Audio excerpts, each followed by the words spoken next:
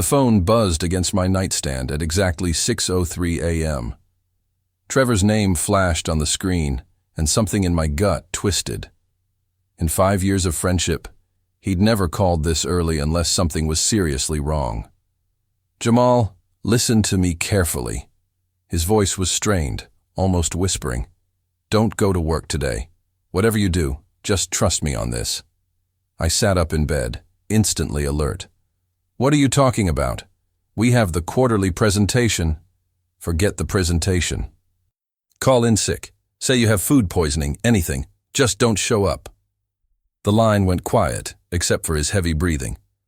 "I can't explain right now, but your life depends on it." He hung up before I could respond. I stared at the phone, my mind racing. Trevor wasn't the type for pranks or drama. He was methodical, careful, the kind of guy who double-checked every calculation before submitting a report. If he was scared enough to call me at dawn, something was catastrophically wrong. Against every instinct telling me to get dressed and head to Meridian Financial, I called my supervisor and mumbled something about severe stomach issues. The lie tasted bitter, but Trevor's panic had been real.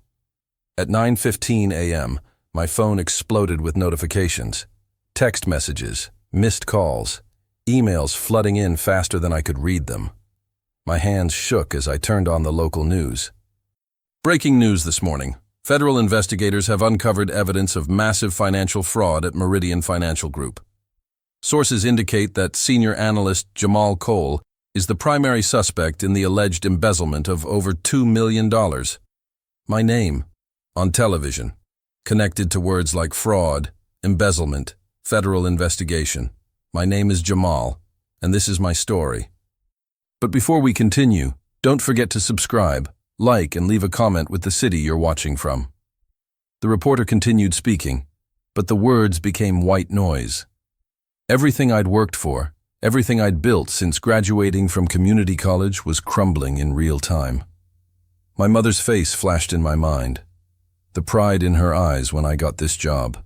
The way she'd told everyone at church about her son working in finance. I grabbed my laptop and logged into my work email. The account was already suspended. My company ID badge sat on the dresser, suddenly feeling like evidence of a crime I didn't commit. Whatever was happening, Trevor had known it was coming. The question was whether he was trying to save me or destroy me. Either way, my life as I knew it was over. Time to find out which side of this nightmare I was really on. The calls started before noon. First, my mother, her voice shaking as she asked if I'd seen the news.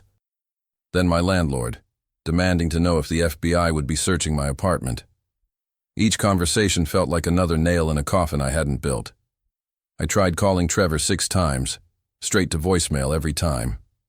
By 2 p.m., 3 black SUVs pulled up outside my building. I watched from my bedroom window as federal agents in dark suits stepped onto the sidewalk, their movements precise and purposeful. My neighbor, Mrs. Patterson, peered through her curtains, probably already composing the gossip she'd spread through the building. The knock came exactly as I expected, firm, authoritative, impossible to ignore. "Jamal Cole, FBI, we need to speak with you." I opened the door to find Agent Martinez, a woman in her 40s with steel-gray eyes and a file folder thick enough to choke on. Behind her stood 2 younger agents, their hands positioned near their weapons. "I assume you know why we're here," she said, stepping into my apartment without invitation. "Actually, I don't." The words came out steadier than I felt. "I've been watching the news like everyone else." Agent Martinez placed the folder on my coffee table and opened it. Bank statements, email printouts, wire transfer records, all bearing my name, my account numbers, my digital signature. The evidence was overwhelming and completely foreign. "These transactions show systematic transfers from client accounts to offshore holdings registered under your name. The pattern spans 18 months, Mr. Cole. Care to explain?" I picked up one of the statements. The account number was mine, but I'd never seen these transactions. Transfers of $50,000, $80,000, sometimes more, all flowing to accounts in the Cayman Islands that I'd never opened. "This isn't me," I said. but even I could hear how weak it sounded. The digital footprint suggests otherwise. Every transfer was authorized from your company terminal, using your access codes, during hours when you were logged into the system. She was right about the timing. I checked the dates against my memory. Every single transaction had occurred when I was at the office, working late on legitimate projects. Someone had been using my credentials, my access, my identity to steal millions while I sat 3 feet away, completely oblivious. "I want a lawyer," I said. "Smart choice." Agent Martinez closed the folder. "You'll need one. We'll be in touch about scheduling your formal interview." After they left, I sat in my empty apartment staring at the business card she'd left behind. The silence was deafening. No phone calls from colleagues offering support, no messages from supervisors asking for my side of the story. The company I'd given 5 years of my life to had already written me off. I tried Trevor again. This time it didn't even ring. The number was disconnected. Whatever game was being played, I was the only one who didn't know the rules. But I was learning fast that in corporate warfare, loyalty was just another weapon to be turned against you. The holding cell smelled like industrial disinfectant and desperation.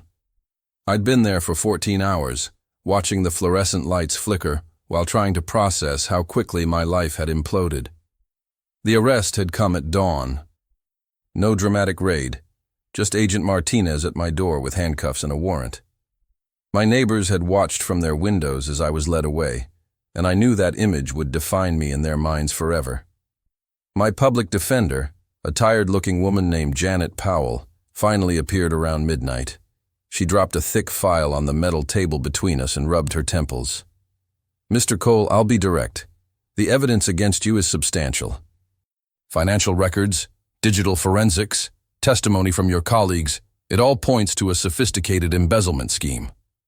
"What testimony?" The question came out sharper than I intended. She flipped through her notes. "Victoria Lang, your director of finance, provided a detailed statement about suspicious behavior she observed over the past year. Late nights, unusual computer activity, defensive responses when questioned about client accounts. Victoria Lang." The woman who'd hired me, mentored me, promised me a promotion just last month. I'd trusted her completely, shared my ambitions and frustrations during those late-night strategy sessions. "She's lying," I said. "Perhaps. But she's also not the one sitting in jail." Janet leaned back in her chair. "There's something else. The FBI found encrypted files on your personal laptop containing client information that should never have left the office." My laptop. I'd brought it to work exactly once, during the system upgrade 3 months ago, when Victoria had suggested I back up my projects at home. She'd even helped me transfer the files, praising my dedication to the job. The pieces were starting to form a picture I didn't want to see. "I need you to think carefully," Janet continued. "Is there anyone at your company who might have had access to your passwords, your computer, your digital signature?" Victoria's face flashed in my mind. The way she'd watched over my shoulder during late projects, her insistence on reviewing all my client communications, the gradual way she'd isolated me from other team members under the guise of giving me more responsibility. "There might be someone," I admitted. "Good. Because right now, cooperation is your only path to a reduced sentence. The prosecution is offering a plea deal, 5 years minimum security in exchange for full disclosure of your methods and any accomplices." 5 years. I'd be 32 when I got out. My mother would be approaching 70, and any chance of the career I'd dreamed of would be permanently destroyed. All for crimes I'd never committed, engineered by someone I'd considered a mentor. "I need to think about it," I said. "Don't think too long. These offers don't stay on the table forever." As she packed up her files, I realized that everyone in this system, the agents, the lawyers, even my own defender, had already decided I was guilty. The trial would just be theater, a formality before the inevitable conviction. But sitting in that cold cell, something hardened inside me. If they wanted to bury me, they'd have to work for it. And if I was going down, I'd make sure I took the real criminals with me. Freedom came with conditions. $50,000 bail that my mother had somehow scraped together by mortgaging the house she'd spent 20 years paying off. An ankle monitor that beeped every time I moved. And the kind of media attention that made stepping outside feel like walking into a firing squad. The local news had picked up the story, painting me as another greedy millennial who'd betrayed his company's trust. My photo appeared next to headlines about financial fraud and betrayal of fiduciary duty. Someone had leaked details about my background. The kid from East Atlanta who'd worked his way through community college, who'd been so grateful for his corporate opportunity that he'd never questioned the system that was destroying him. My apartment lease was terminated. The property management company cited reputational concerns and potential federal investigation disruption. I moved back into my childhood bedroom, surrounded by basketball trophies and college textbooks, feeling like I'd traveled backward through time. My mother didn't ask questions. She'd seen enough injustice in her life to know that sometimes good people got crushed by forces beyond their control. She just made sure there was always coffee ready and gave me space to figure out my next move. The real breakthrough came when I was reviewing the evidence files Janet had provided. Buried in hundreds of pages of financial records, I found something that made my blood freeze. The largest fraudulent transfer, $800,000 moved to a Cayman Islands account, had occurred on March 15th. According to the timestamp, the transaction was authorized from my computer terminal at 2:47 p.m. But on March 15th, I hadn't been at the office. I'd been on a plane to Chicago for a client conference, a trip Victoria had insisted I take to expand my professional network. The boarding pass was still in my wallet, the hotel receipt still in my email. Physical, undeniable proof that someone else had used my credentials while I was 300 miles away. I called Janet immediately. "That's good," she said, but her tone was cautious. "It creates reasonable doubt for that specific transaction. But it doesn't explain the other 57 fraudulent transfers that occurred when you were verifiably at the office. It proves someone else had access to my accounts. Someone who knew my schedule well enough to execute the biggest theft when I'd have an alibi. Proving opportunity isn't the same as proving innocence, Jamal. We need to identify who had that access and why they'd frame you." Victoria's name sat on my tongue, but I held back. Accusations without evidence would only make me look desperate. Instead, I started building a timeline, mapping every late night, every private meeting, every moment when she'd been alone with my computer. The pattern was obvious once I looked for it. Victoria had systematically isolated me from other team members, giving me projects that required after-hours work, positioning herself as my primary contact for sensitive client information. She'd built the perfect framework for a frame job, while making me feel grateful for the attention. My phone buzzed with a text from an unknown number. "Coffee tomorrow, 10 a.m., Piedmont Park, come alone. T." Trevor was finally ready to talk. After disappearing for weeks, leaving me to navigate this nightmare alone, he was surfacing. The question was whether he was coming to help me or to finish the job. Either way, I'd be there. In a game where everyone else knew the rules, any information was better than stumbling around blind. Trevor looked like he'd aged 10 years in 3 weeks. Dark circles under his eyes, a nervous tic I'd never seen before, constantly checking over his shoulder as we walked through Piedmont Park. He'd chosen a bench near the lake, far from joggers and dog walkers, where our conversation couldn't be overheard. "I should have called sooner," he said, his voice barely above a whisper. "But they made it clear what would happen if I talked." "Who's they?" He pulled out his phone, showing me a photo of his apartment door. Someone had spray-painted "Snitches Die" across the wood in red letters. "This appeared the day after your arrest, along with a dead rat in my mailbox and my car tires slashed." The fear in his eyes was real. Whatever he knew, it was dangerous enough that someone was willing to terrorize him into silence. "Victoria Lang isn't working alone," he continued.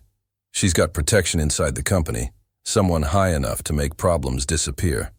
When I started asking questions about the timing of your arrest, I got called into HR for a performance review. They fired me for inconsistent work quality. but we both know what it was really about. What did you see? Trevor glanced around again before answering. I worked in IT support. Part of my job was monitoring unusual network activity. Starting about a year ago, I noticed someone was accessing the financial system after hours, using legitimate credentials but from locations that didn't match employee records. My credentials, yours, and others. But yours were used most frequently, probably because you worked late so often that the activity wouldn't trigger automatic alerts. He paused, watching a jogger pass by. I flagged it to Victoria since she was your supervisor. She thanked me for being vigilant and asked me to route all similar alerts directly to her. The setup was elegant in its simplicity. Victoria had used my dedication against me, turning my work ethic into the perfect cover for her theft. Every late night I'd spent trying to prove myself had given her another opportunity to commit crimes in my name. There's more, Trevor said. The week before your arrest, Victoria asked me to run a security audit on your computer. She said there were concerns about data breaches and wanted to ensure all sensitive files were properly encrypted. I found client information on your personal drive that I know you never put there. She planted evidence on my laptop. That's my guess. But I can't prove it. And even if I could, who would believe the IT guy over the director of finance? He stood up, scanning the park again. Look, I've told you what I know, but I can't testify, can't go on record, can't help you officially. I've got my own family to protect. He started walking away, then turned back. Jamal, whoever Victoria is working with, they've been planning this for a long time. You weren't randomly chosen. You were specifically targeted. Someone wanted you destroyed, and they were willing to commit millions in fraud to make it happen. As he disappeared into the crowd, I sat alone by the lake, processing what I'd learned. This wasn't just about money. It was personal. Someone had looked at my life, my ambitions, my trust, and decided to weaponize them against me. The question was why? What had I done, or what did I represent, that made me worth destroying? The answer to that question would determine whether I could fight back, or whether I'd spend the next 5 years in prison for crimes I'd never committed. The revelation came through an old college connection. Marcus Reed, my roommate from community college, now worked as a freelance digital forensics specialist. When I'd mentioned my situation during a desperate phone call, he'd offered to look at the evidence files, unofficially as a favor. This is sophisticated work, he said, spreading printouts across his kitchen table. Whoever did this knew your habits, your schedule, your access patterns, but they made one crucial mistake. He pointed to a series of timestamps on the fraudulent transactions. Look at the time gaps between authorization and execution. Every legitimate transaction you've ever made shows the same pattern. You authorize, review, then execute within 30 seconds. You're methodical, probably double-check everything before clicking submit. I nodded. It was exactly how I worked, a habit drilled into me by my mother's constant reminders to measure twice, cut once. These fraudulent transactions show authorization and execution happening simultaneously. No review period, no hesitation. Someone was copying your credentials but couldn't replicate your working style. It was circumstantial evidence, but it was something. Marcus kept digging, analyzing metadata and digital signatures with the kind of obsessive detail that had made him a good student and apparently an excellent forensics investigator. There's something else. The offshore accounts where the money was transferred? They were opened using variations of your personal information, but the initial deposits came from a domestic account registered to a shell company called ML Consulting. ML? Could be anything, but I ran the incorporation papers. The company was registered in Delaware 6 months before the first fraudulent transaction, and the registered agent is listed as M. Lawson, which could be a fake name, but the address traces back to a law firm that specializes in corporate privacy. Marcus leaned back in his chair, studying the pattern. This wasn't opportunistic theft. Someone spent months setting up the infrastructure to frame you. They knew your promotion timeline, your work patterns, probably even your personal financial situation. This level of preparation suggests someone with intimate knowledge of your life. Victoria's name hung in the air between us, but I still needed more than suspicion. Can you trace who opened the ML consulting account? That's where it gets interesting. Marcus pulled up another file on his laptop. The account was opened remotely, but the IP address traces back to Meridian Financial's corporate network. Someone used company computers to set up the shell company that was used to frame you. That narrows it down to about 300 employees with network access. But if we cross-reference the timing with keycard access logs... He paused, typing rapidly. I can't get into their security system legally, but if you happen to remember any unusual late-night activity around the time that account was opened. I thought back to October, when ML Consulting had been registered. It was during the quarter-end rush, when everyone was working extended hours to close deals and finalize reports. But Victoria had been especially stressed that month, staying later than usual, asking me to handle client calls while she dealt with administrative issues. October 15th, I said. Victoria asked me to cover her evening client check-ins while she handled something urgent. She was in the office until at least midnight, working on something she called compliance documentation. Marcus made a note. That's the exact date ML Consulting was incorporated. Coincidence? In my experience, there are no coincidences in financial fraud. The voice came from behind us. We turned to find a woman in her 50s, standing in Marcus's doorway, her FBI credentials clearly visible. Agent Martinez had found us. Before you panic, Agent Martinez said, settling into the chair across from us. I'm not here to arrest anyone. I'm here because I've been investigating financial fraud for 15 years, and this case has inconsistencies that bother me. Marcus looked ready to bolt, but I stayed calm. If she'd wanted to charge us with obstruction, she would have brought backup. What kind of inconsistencies? The kind that suggest we might have the wrong suspect. She pulled out a tablet, showing us a financial analysis I hadn't seen before. Your alleged crimes show a sophistication that doesn't match your profile. Most embezzlers start small and escalate gradually. You supposedly went from zero criminal activity to stealing millions overnight. Maybe I'm just naturally gifted, I said. She smiled grimly. Or maybe someone with experience was using you as a fall guy. The technical aspects of this fraud required knowledge of international banking regulations, shell company structures, and cryptocurrency exchanges. Your college transcripts show you barely passed Introduction to Finance. Thanks for the confidence boost. It's not about intelligence. It's about specialized knowledge that takes years to acquire. Meanwhile, your director Victoria Lang has an MBA in international finance and previously worked for a consulting firm that helped clients establish offshore accounts. Finally, someone else was seeing the pattern. What changed your mind about me?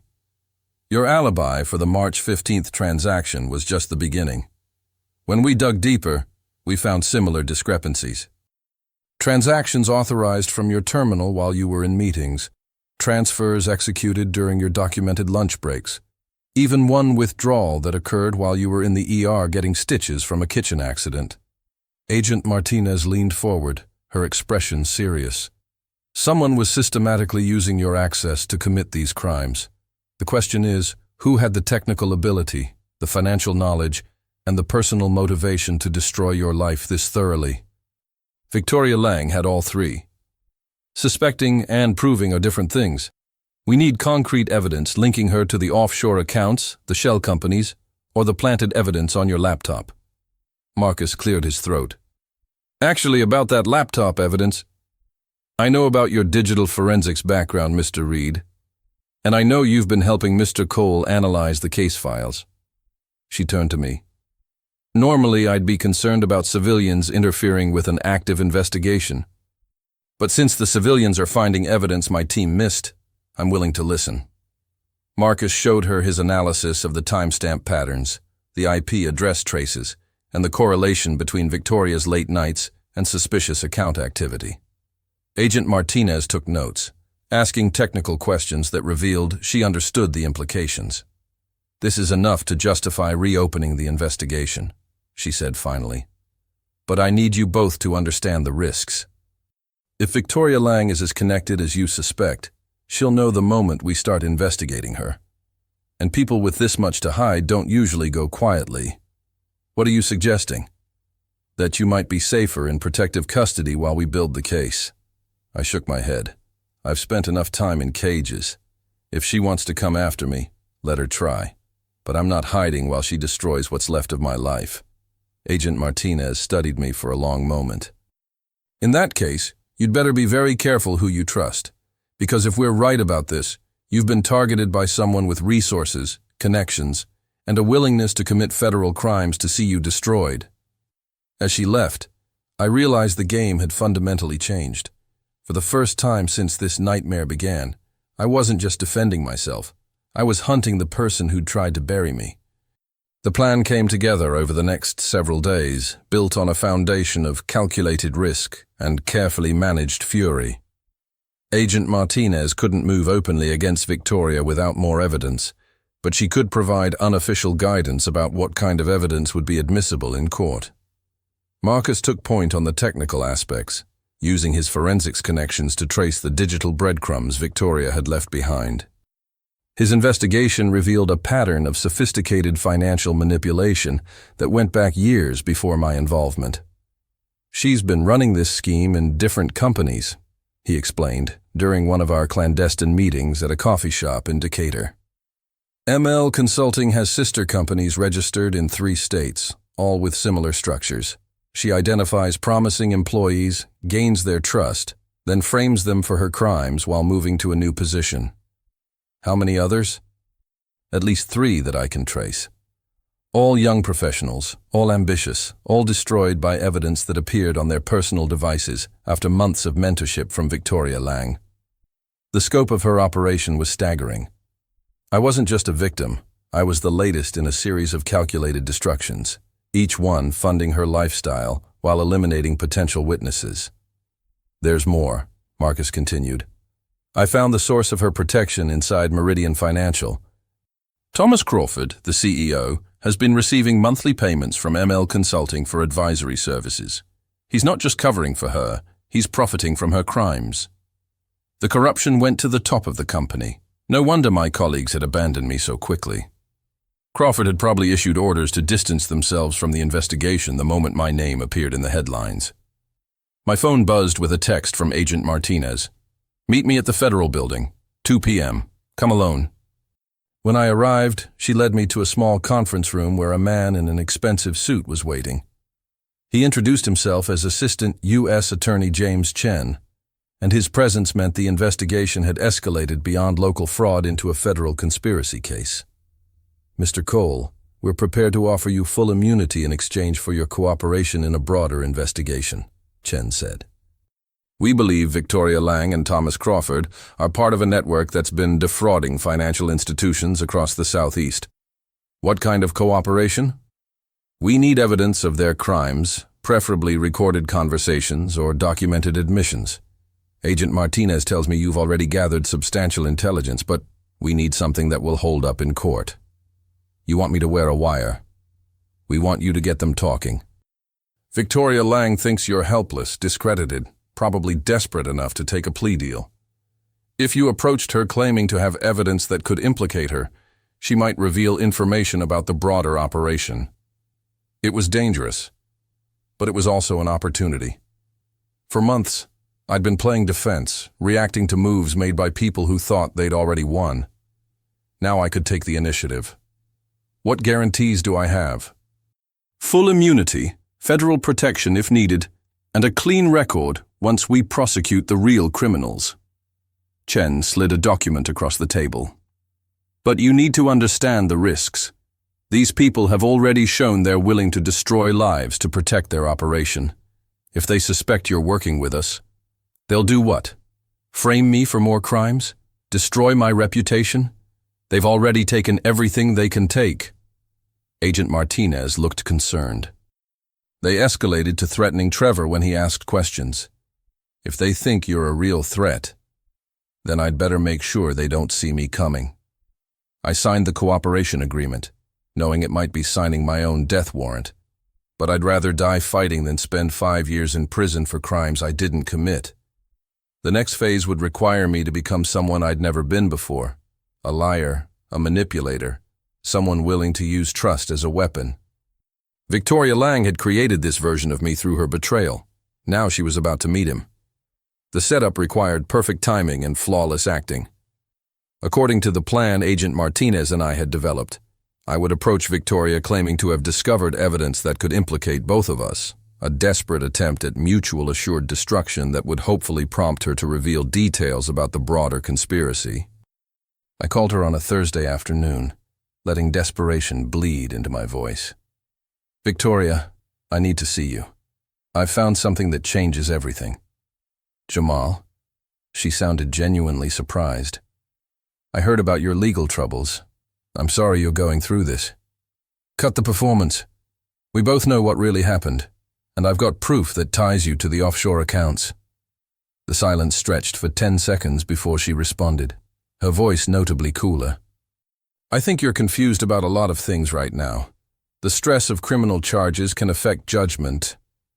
ML Consulting, Delaware Corporation, registered from Meridian's IP network on October 15th while you were working late on compliance documentation.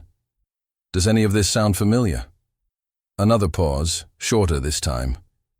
"We should meet, somewhere private. There are things you don't understand about your situation. Tomorrow night, Piedmont Park near the lake. And Victoria, come alone."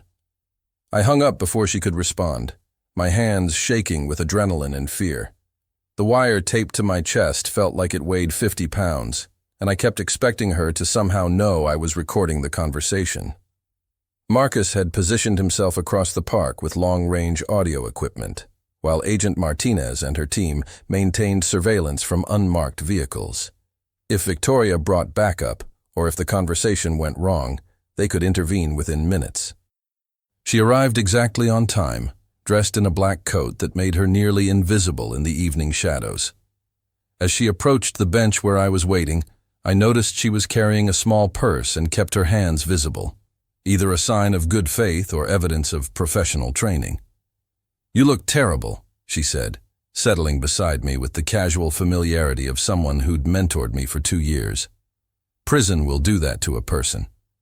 So will discovering that someone you trusted was systematically destroying your life. Jamal, you're misunderstanding the situation. Yes, I know about ML Consulting. I've been investigating financial irregularities at Meridian for months, and your name kept appearing in connection with suspicious transactions." It was a good lie, delivered with the perfect mix of concern and regret. If I hadn't known the truth, I might have believed her. "Show me the evidence you mentioned," she continued. "If you found something that clears your name, I want to help." Instead of answering, I pulled out my phone and showed her one of Marcus's discoveries, a wire transfer from her personal account to ML Consulting, dated 3 days after my arrest. Her composure cracked for just a moment, but it was enough. "Where did you get this?" "The question is why you transferred money to the same shell company that was used to frame me, unless you're going to claim that's another coincidence." Victoria stood up abruptly, pacing a few steps away before turning back to me. "You have no idea what you're dealing with. ML Consulting isn't my operation. I'm being forced to participate, just like you were being set up. There are people above me, people with the power to destroy anyone who threatens their business." Thomas Crawford. Her reaction confirmed what we'd suspected. Fear flashed across her face, quickly replaced by anger. "You need to stop digging into this. Take the plea deal, serve your time, and disappear. Because if you keep pushing, they won't just frame you for financial crimes, they'll make sure you have an accident." Is that a threat? It's a warning from someone who thought she could outsmart the system and learned too late that some games have no winners. She was about to leave when headlights flashed across the park. A black SUV had pulled into the parking area, and 2 men in dark clothing were walking toward us. "You brought backup," I said. "No." Victoria's voice was tight with fear. "I came alone. but it looks like someone followed me. The men were close enough now that I could see they weren't law enforcement. They moved with the purposeful stride of people accustomed to violence, and their hands were hidden inside their jackets. "Run," Victoria whispered. "Whatever happens to me, just run." The next few minutes unfolded like a nightmare in slow motion. Victoria and I split up, running in different directions as the two men pursued us through the dark park. I could hear Agent Martinez's team coordinating over radio as they moved to intercept. But the FBI agents were positioned for surveillance, not combat. I made it to the parking lot before I heard the gunshot. When I turned back, Victoria was on the ground near the lake, motionless. One of the attackers was standing over her while the other scanned the area, looking for me. The sound of sirens in the distance suggested the cavalry was finally arriving. Marcus found me 20 minutes later, sitting in the back of an ambulance while paramedics checked me for injuries I didn't have. The recording equipment had captured everything, including Victoria's admission that she was being coerced and Crawford's involvement in the conspiracy. "Is she dead?" I asked. "Critical condition. They got her to the hospital, but—" Marcus shook his head. "The doctors aren't optimistic." Agent Martinez approached, her expression grim. "The shooters got away, but we recovered the weapon. Ballistics will tell us if it's connected to other crimes, but I'm guessing this isn't their first job." "What happens now?" "Now we have enough evidence to arrest Thomas Crawford and start dismantling his operation. Your recording, combined with the financial evidence Marcus uncovered, gives us a federal conspiracy case that should put them away for decades." She paused, studying my face. "But you need to understand that this isn't over. Crawford has resources and connections that go beyond Meridian Financial. He'll know within hours that Victoria talked, and he'll assume you know everything she knew." "Meaning?" "Meaning you're now a target for assassination, not just frame jobs.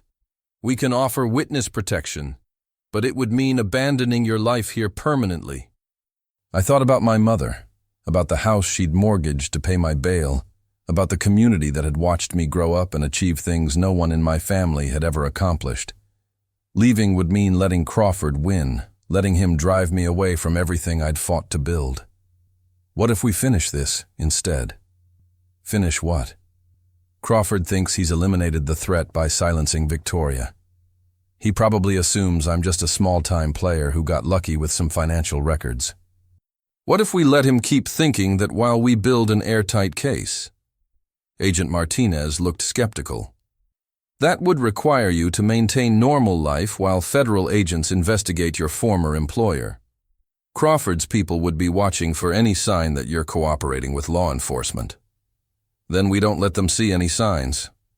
I go back to living with my mother, looking for a new job, acting like someone who's grateful to avoid prison time. Meanwhile, you follow the money trail Victoria gave us and build cases against everyone in Crawford's network. Marcus leaned forward. That's extremely dangerous. These people just tried to kill you. They tried to kill someone they thought was a threat. But as far as Crawford knows, I'm just a patsy who got lucky. If I act defeated and grateful, he might ignore me long enough for you to build a case. Agent Martinez considered the proposal. It could work, but it would require months of investigation while you're exposed. And if Crawford realizes what we're doing, then you'd better work fast. As the ambulance drove away with Victoria's unconscious form, I realized this was my chance to take control of the narrative. For months, I'd been reacting to other people's moves, playing defense in a game where the rules kept changing. Now, it was time to play offense. The next month passed in a carefully orchestrated performance of defeated compliance. I took a job stocking shelves at a grocery store, moved back in with my mother permanently, and made sure everyone in my neighborhood saw me struggling with the basics of post-scandal life. Meanwhile, Agent Martinez's team followed the money trail Victoria had revealed, uncovering a network of financial fraud that spanned multiple states and dozens of victims. Crawford's operation was bigger than anyone had suspected. A systematic scheme to identify promising employees, frame them for embezzlement, and steal millions while ruining their lives. The breakthrough came when Marcus identified the pattern in Crawford's victim selection. He'd been targeting first-generation college graduates from working-class families, people with strong work ethics, limited social connections, and no family resources to fight back against false accusations. You weren't randomly chosen, Marcus explained during one of our careful meetings. You were specifically profiled as the ideal fall guy, smart enough to have access to significant accounts, but isolated enough that no one would fight for you when the accusations came. The psychological precision of the targeting was almost more infuriating than the financial crime. Crawford hadn't just stolen money. He'd weaponized the American dream against the people trying to achieve it. Agent Martinez had been building cases against Crawford's network for weeks, but she needed one final piece of evidence to ensure convictions. The FBI had financial records, witness testimony, and digital forensics, but they lacked proof of criminal conspiracy that would satisfy a federal prosecutor.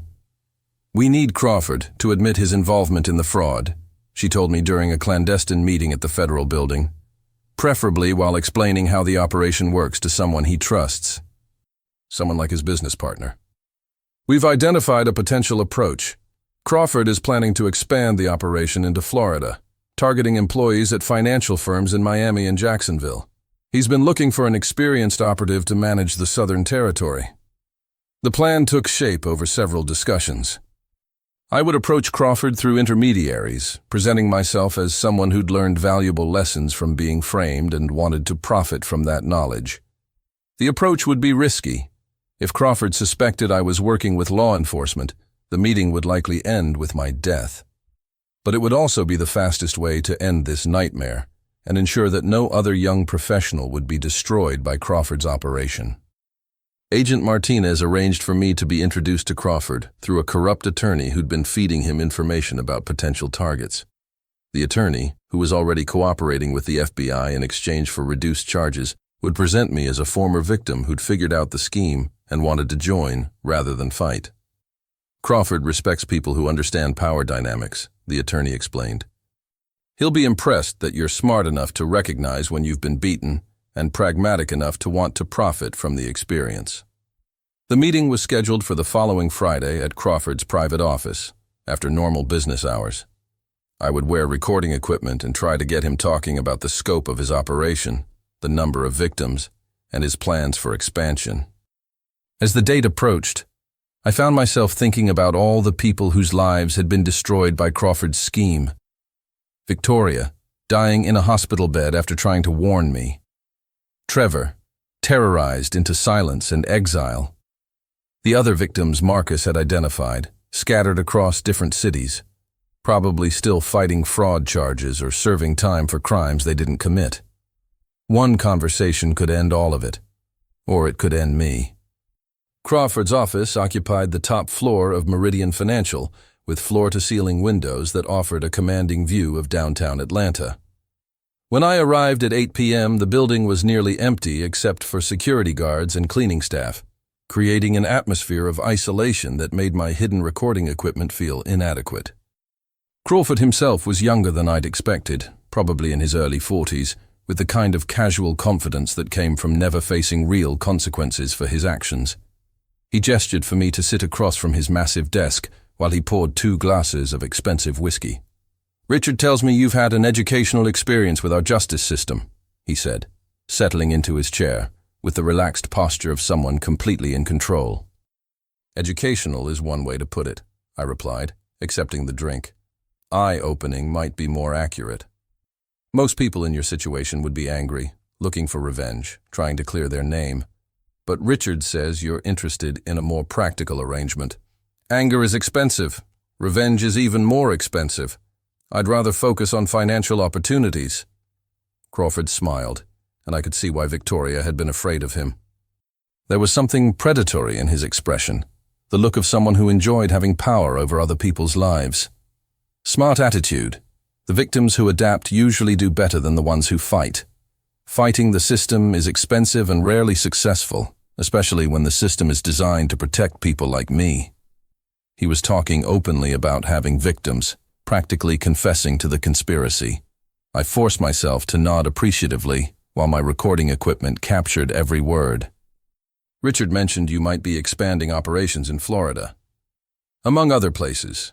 The Southeast is full of ambitious young professionals from modest backgrounds, perfect targets for this kind of work.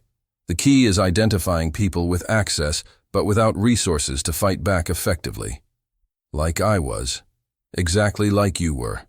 Single-income household, first-generation college graduate, eager to prove yourself in corporate America. You checked every box for an ideal fall guy. Crawford stood up and walked to the window, looking out at the city lights below. The beauty of the operation is that it serves multiple purposes. We generate substantial revenue through the offshore accounts, eliminate potential witnesses by destroying their credibility, and send a message to other employees about the consequences of asking inconvenient questions. How many others have gone through what I did? In the past 3 years? Probably 15 or 20 successful prosecutions. The financial damage is harder to calculate, but we're talking about tens of millions in recovered assets. He was proud of the operation, treating it like a business presentation rather than a confession to multiple felonies. The recording would be devastating in court, but I needed him to provide details about the broader network. What about law enforcement? Don't they eventually notice patterns? Local prosecutors see individual cases, not systematic operations. By the time anyone identifies a pattern, we've moved to different jurisdictions, different companies, different victim profiles. Crawford returned to his desk, refilling his glass. Besides, we have friends in strategic positions who help manage information flow. Friends like who? Federal agents, prosecutors, judges, people who understand that certain investigations are more trouble than they're worth. Money opens a lot of doors, and closed doors are even more valuable. The scope of the corruption was staggering. Crawford wasn't just running a financial fraud scheme, he was operating with the protection of compromised law enforcement officials. My phone buzzed with a text message, then another. Crawford noticed my distraction and gestured for me to check the messages. "Business doesn't stop for meetings," he said. The first message was from Agent Martinez. "Building is surrounded. Crawford's security just activated panic protocols. Get out now." The second was from Marcus. "Victoria died an hour ago. Crawford knows she talked. Run." I looked up to find Crawford pointing a gun at my chest, his previous casual demeanor replaced by cold calculation. "Did you really think we wouldn't notice federal surveillance vehicles in the parking garage?" he asked, "or that we wouldn't monitor Victoria's hospital room to see who visited her?" "I don't know what you're talking about. The recording equipment you're wearing suggests otherwise." He pressed a button on his desk phone. "Security, we have a situation in the executive office. Intruder with a weapon. I'm not armed. You will be in about 30 seconds when my security team arrives and finds you threatening me with a gun you brought to our meeting. Tragic case of a desperate criminal trying to intimidate a legitimate businessman." The sound of footsteps in the hallway suggested his security team was already moving. But Crawford had made one crucial mistake. He'd confessed to multiple federal crimes while assuming I was the only one listening. The recording had already been transmitted to Agent Martinez's team. Whatever happened to me, Crawford's operation was finished. The next few minutes unfolded like a precisely choreographed dance between federal agents and corporate security. Crawford's team reached his office just as FBI tactical units breached the building's main entrances, creating confusion that probably saved my life. In the chaos, Crawford tried to destroy evidence while maintaining his story about me being an armed intruder. But Agent Martinez had been listening to our conversation in real time, and her team had recorded him confessing to conspiracy, fraud, and corruption of federal officials. The arrest was almost anticlimactic after months of investigation. Crawford, who'd destroyed so many lives with casual indifference, was led away in handcuffs, while his attorneys started negotiating plea deals they would never get. The following weeks brought a parade of additional arrests as Crawford's network unraveled. Corrupt prosecutors, compromised FBI agents, and corporate executives across 3 states found themselves facing federal charges. The investigation revealed that Crawford's operation had been even larger than we'd suspected, with dozens of victims and millions in stolen assets. Victoria's death hit harder than I'd expected. Despite everything she'd done, Her final warning had probably saved my life, and her recorded statements had provided crucial evidence against Crawford's organization. She'd been buried quietly while her family tried to process the revelation that their daughter had been both criminal and victim. Trevor surfaced after Crawford's arrest, emerging from months of hiding with his family in rural Tennessee. He testified before a grand jury about the intimidation tactics Crawford had used to silence potential witnesses, adding conspiracy and witness tampering charges to an already overwhelming case. The legal resolution took months, but the outcome was never in doubt. Crawford pled guilty to racketeering, fraud, and conspiracy charges that would keep him in federal prison until he was well into his 70s.